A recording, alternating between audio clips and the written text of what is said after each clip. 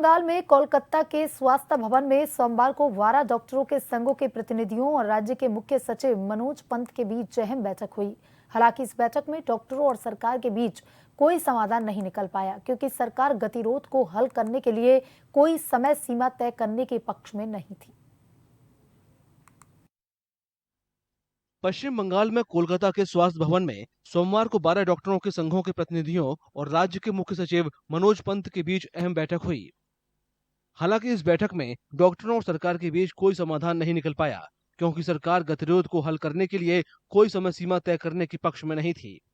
वहीं डॉक्टरों के प्रतिनिधियों ने बैठक में स्वास्थ्य सचिव एनएस निगम की मौजूदगी पर भी सवाल उठाए। उन्होंने कहा कि मुख्य सचिव को अनशन कर रहे जूनियर डॉक्टरों के पास जाकर उनसे सीधे बातचीत करनी चाहिए।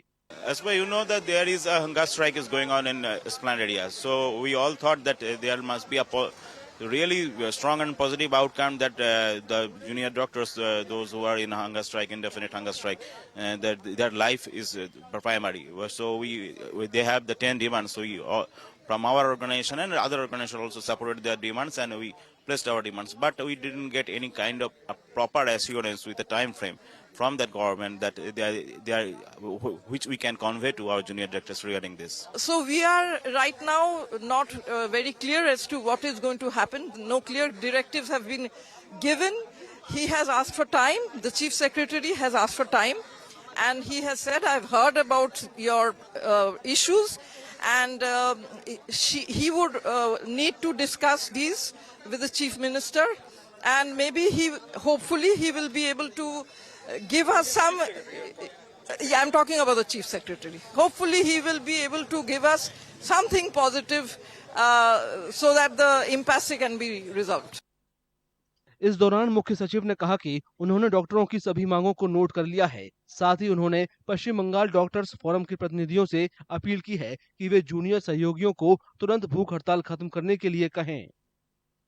Regarding the demands of the junior doctors, we discussed in detail. Out of 10 demands, 7 demands have been already met, and the work is in progress, which they, I'm sure, will appreciate. For rest of the 3 demands, they were insisting on certain timelines, because these are certain administrative decisions which the state government has to take. So timelines cannot be indicated or cannot be told right away. So we said we have noted your issues and grievances or your concerns. We will take a call at the appropriate point of time. बैठक के दौरान मुख्य सचिव के साथ गृह सचिव नंदिनी चक्रवर्ती और राज्य स्वास्थ्य विभाग के सीनियर अधिकारी भी मौजूद रहे। बाद में शाम को जूनियर डॉक्टरों के एक प्रतिनिधिमंडल ने पश्चिम बंगाल के राज्यपाल सीवी आनंद बोस से मुलाकात की और उन्हें अपनी मांगों का एक ज्ञापन सौंपा।